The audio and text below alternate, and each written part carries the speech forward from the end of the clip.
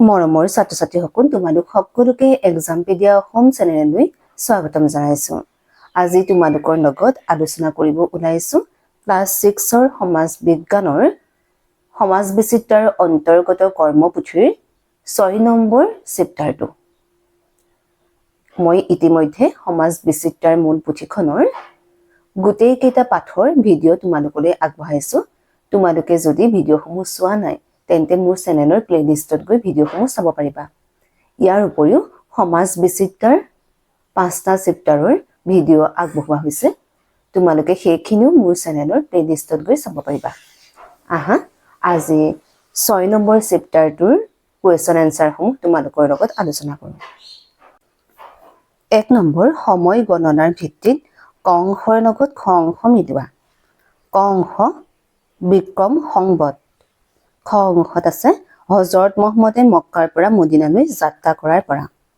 হিজৰী ৰজা ভাস্কৰ বৰ্মনে ৰাজপাটত আৰোহণ কৰাৰ পৰা। ভাস্কৰাব্দ শংকৰদেৱৰ জন্মৰ পৰা। শংকৰাব্দ ৰজা বিক্ৰমাদিত্যই শক ৰজাক পৰাস্ত কৰাৰ পৰা। আমি এতিয়া উত্তৰটো চাওঁ আহা। ক অংশত থকা বিক্ৰম সংবতৰ লগত মিলিব ৰজা বিক্ৰমাদিত্যই শক ৰজাক পৰাস্ত কৰাৰ পৰা। হিজৰী খ অংশৰ লগত মিলিব হজৰত মহম্মদে মক্কাৰ পৰা মদিনালৈ যাত্ৰা কৰাৰ পৰা। ভাস্কৰাব্দ খ অংশত মিলিব ৰজা ভাস্কৰ বৰ্মনে ৰাজপাটত আৰোহণ কৰাব পৰা। শংকৰাব্দ শংকৰদেৱৰ জন্মৰ পৰা। হৈছে। এইবাৰ আহিছো তোমালোকৰ 2 নম্বৰ কুৱেশ্যনটোলৈ। 2 নম্বৰ কুৱেশ্যনটোত আছে তলত কিছুমান চিত্ৰ দিয়া আছে। ইয়াৰ প্ৰতিটো চিত্ৰ সময় অনুসৰি খ্ৰীষ্টপূৰ্ব নে খ্ৰীষ্টাব্দৰ অন্তৰ্গত তাক চিনাক্ত কৰি তলৰ তালিকাখন পূৰ কৰা। তোমালোকে হয়তো বহুতে জানাই খ্ৰীষ্টপূৰ্ব মানে কি, খ্ৰীষ্টাব্দ মানে কি, কিতাপত ধুনীয়াকৈ আছে। যদি নাজানা কমেণ্টৰ যোগে মোক সুধিবা, মই পৰৱৰ্তী ক্লাছত বুজাই দিম। প্ৰথমটো চিত্ৰ আছে কম্পিউটাৰ আৱিষ্কাৰ। দ্বিতীয়টো চিত্ৰ আমাক দেখাইছে হৰপ্পা সভ্যতা আৰু পিছৰটো চিত্ৰত দেখাইছে ভাৰতৰ স্বাধীনতা আন্দোলন আৰু পিছৰটোত দেখাইছে আদিম মানুহে শিল ঘঁহি জুই জ্বলোৱাৰ চিত্ৰ দেখাইছে। তাৰপিছত উন্মতো দেখাইছে শ্ৰীমন্ত শংকৰদেৱৰ ছবি আৰু একেবাৰে শেষৰটো আছে অশোক স্তম্ভৰ ছবি। এতিয়া কোনখিনি খ্ৰীষ্টপূৰ্বৰ ছবি আৰু কোনখিনি খ্ৰীষ্টাব্দৰ ছবি আমি লিখিব লাগে।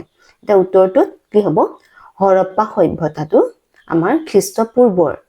তাৰপিছত আদিম মানুহে শিল ঘঁহি জুই জ্বলোৱা চিত্ৰটো কি হ'ব, আমাৰ খ্ৰীষ্টপূৰ্বৰ আৰু অশোক স্তম্ভটো হ'ব কিহৰ, আমাৰ খ্ৰীষ্টপূৰ্বৰ। আৰু খ্ৰীষ্টাব্দৰ হ'ব নতুন সেইবিলাক কম্পিউটাৰ আৱিষ্কাৰ, ভাৰতৰ স্বাধীনতা আন্দোলন আৰু শ্ৰীমন্ত শংকৰদেৱ হ'ব খ্ৰীষ্টাব্দ। হ'ব। 3 নম্বৰ কুৱেশ্যনটো মই তোমালোকক দিয়া নাই, সেইটো তোমালোকে নিজেই কৰিব লাগিব। মই 4 নম্বৰ কুৱেশ্যনটো তোমালোকলৈ আগবঢ়াইছো। তলৰ ইতিহাস কেইটামানৰ উল্লেখযোগ্য ঘটনা আৰু সেইবোৰ সংঘটিত হোৱা বছৰ উল্লেখ কৰা হৈছে। এডাল সময়ৰেখা আঁকি ঘটনাসমূহ ক্ৰম অনুসাৰে দেখুওৱা।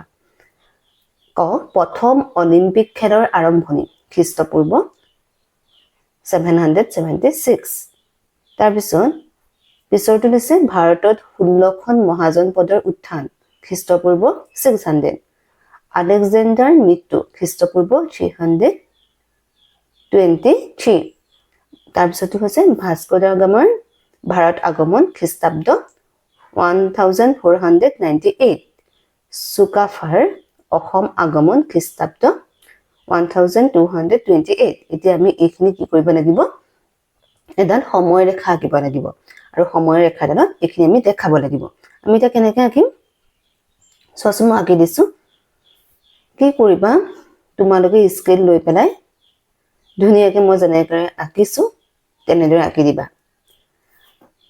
বুজি পাইছানে কেনেকৈ আঁকিছোঁ? তোমাৰ 776 আমি স্কেলডালত লৈছোঁ, লৈ পেলাই আমি আঁকি গৈছোঁ।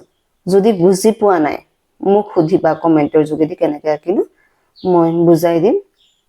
তোমালোকে হয়তো বুজিবও পাৰিবা। আমি 10-15 চেণ্টিমিটাৰ লৈ লৈছোঁ স্কেলডালৰ আৰু তলফালে আমি 2 চেণ্টিমিটাৰকৈ লৈ লৈছোঁ। তাৰপিছত আমি এতিয়া কি কৰিছো স্ক্ৰীন বহাই দিছো 776 য'ত পৰিছে মানে আমি একত 100 হিচাপে লৈছো হ'ব লৈ পেলাই আমি বহাই গৈ আছো 7ৰ ঘৰটোত আমি কিমান হৈছে 776 7.7 পইণ্টতকৈ অকমান বেছিকৈ দি পেলাই আমি কি বহাইছো আমি বহাই দিছো প্ৰথম অলিম্পিক খেলৰ আৰম্ভণি তেনেকৈ স্কেনডানত 6 নম্বৰ ঘৰটোত আমি বহাই দিছো কি 16খন মহাজন পদৰ উত্থানটো বহাইছো আলেকজেণ্ডাৰ মৃত্যুটো আমি বহাইছো 3 নম্বৰ ঘৰটো বা অকমান 3 নম্বৰ দি 2টো দিছো দুডাল যোৱাৰ পিছত আমি বহাই দিছো তেনেকৈ আমি বাকিখিনি বহাই গৈছো তোমালোকে যদি বুজি পোৱা নাই মোক কমেন্টৰ যোগে সুধিবা মই পৰৱৰ্তী ক্লাছত তোমালোকক আঁকি দেখাই দিম হ'ব 5 নম্বৰ আৰু 6 নম্বৰ কোৱেশ্চনটো তোমালোকক মই দিয়া নাই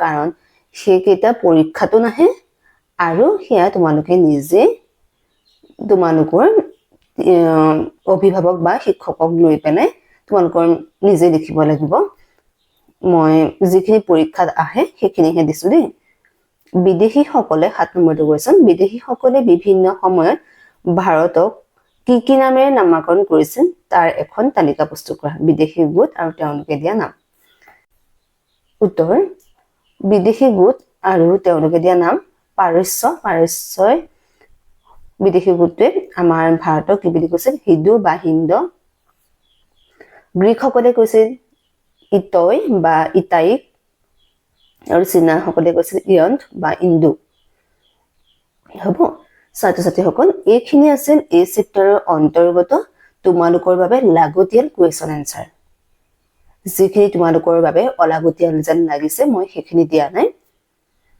তোমালোকে যদি ভিডিঅটো চাই ভাল পাইছা তেন্তে মোৰ চেনেলটো সাবস্ক্ৰাইব কৰিবলৈ নাপাহৰিবা লগতে লাইক কৰিবা কমেন্ট কৰিবা আৰু নিজৰ বন্ধু-বান্ধৱীসকলক যিমান পাৰা সিমান শ্বেয়াৰ কৰিবা যাতে তেওঁলোক উপকৃত হয় কিবা অসুবিধা থাকিলে বাৰে বাৰে কৈছো কমেন্টৰ যোগে মোৰ লগত যোগাযোগ কৰিব পাৰিবা ধন্যবাদ